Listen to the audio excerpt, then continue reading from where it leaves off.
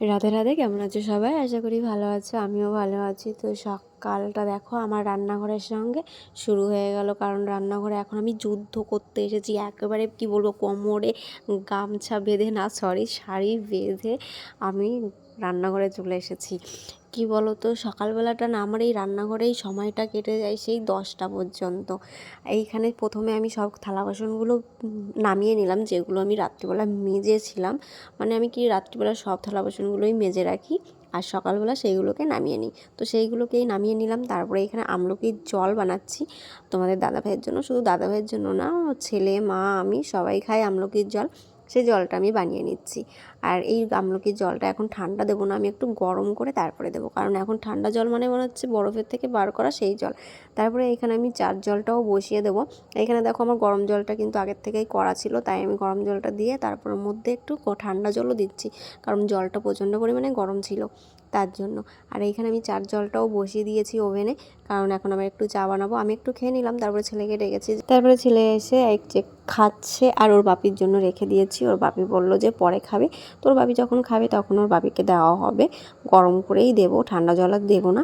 তারপরে এইখানে আমি চার জলটা বসিয়ে দিয়েছি, তোমরা দেখতেই পেলে। আর এখন আমি চাটা বানাবো হচ্ছে আদা দিয়ে।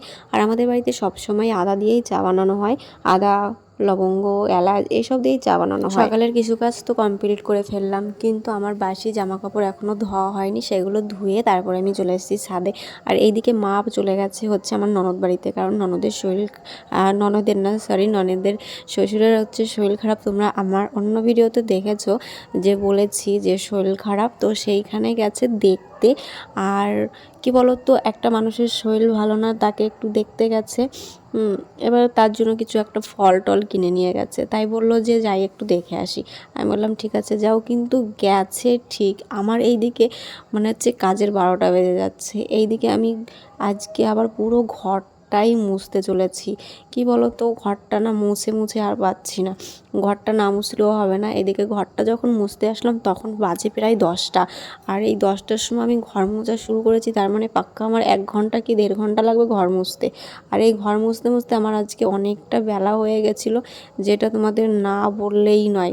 মানে এতটা বেলা হয়ে গেছিলো রান্না করতে করতে, মানে ধারণার বাইরে, যে আমি এত দেরি কোনো দিনই করি না। তারপরে এসেছি জল তুলতে, ঘর মোছা রেখে ভাবলাম যে জলটা যদি চলে যায় তাহলে আমি জলটা আর পাবো না। এদিকে বাড়িতে কেউ নেই, বাবাও বাড়িতে নেই, বাবাও গেছে ওই পিঙ্কির শ্বশুরকে দেখতে। আর দিদিমা একা বাড়িতে আছে, দিদিমা হচ্ছে দোকানের সামনে বসে আছে। যেহেতু আমি এই দিকের কাজগুলো করছি, তার জন্য দিদিমাকে দোকানে বসিয়ে রেখেছি, যে কেউ যদি আসে তাহলে আমাকে বলো, আমি দোকানে সামলে নেব।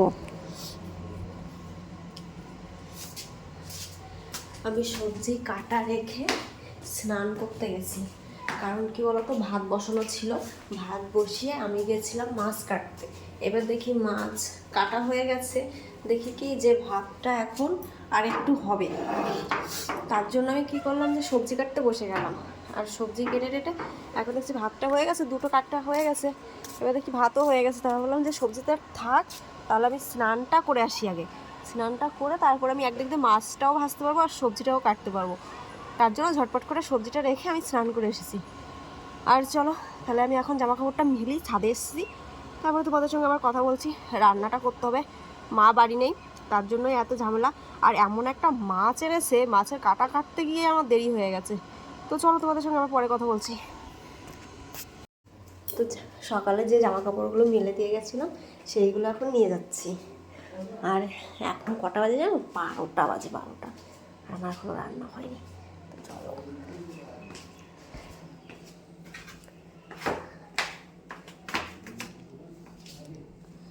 দিদিমা দিচ্ছে পুজো, দিদিমাকে বললাম তুমি পুজো দাও, দিদিমা পুজো দিচ্ছে। দেখো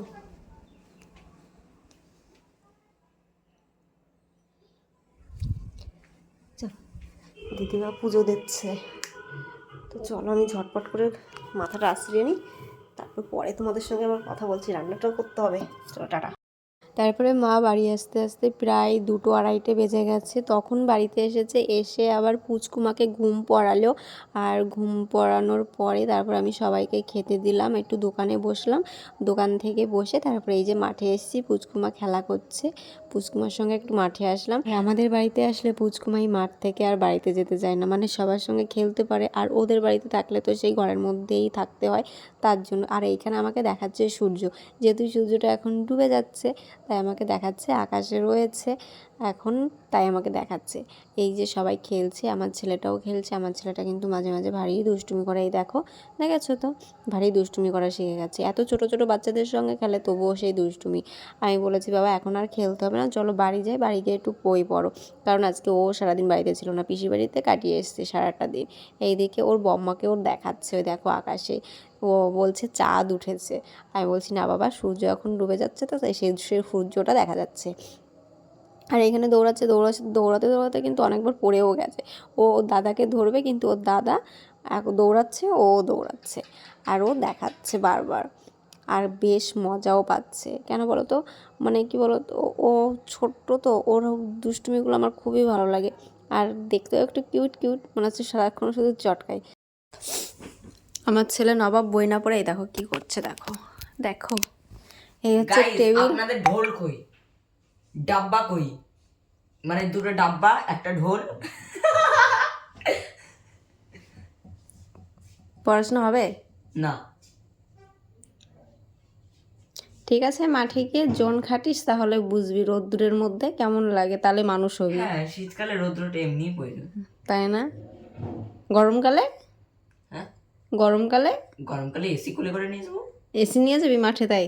গায়ে বস্তা পরে দেবো, পিছনে এসি লাগাই দেবো, হ্যাঁ নাকের মধ্যে কারেন্টের জ্যাক ঢুকাই দেবো। হ্যাঁ ঠিক আছে, মনে রাখিস। This is technology guys. চলে এসেছি রুটি করতে বাবার জন্য। তো চলো আজকের ভিডিওটা এই পর্যন্ত, ভিডিওটা আর বড় করছি না। ভিডিওটা যদি ভালো লাগে like comment share and subscribe করে দিও। আর যারা ফেসবুক থেকে দেখছো তারা ফলো করে নিও। আর নেক্সট ভিডিওর জন্য অপেক্ষা করো, তত সময় সবাই ভালো থেকো, সুস্থ থেকো, টাটা।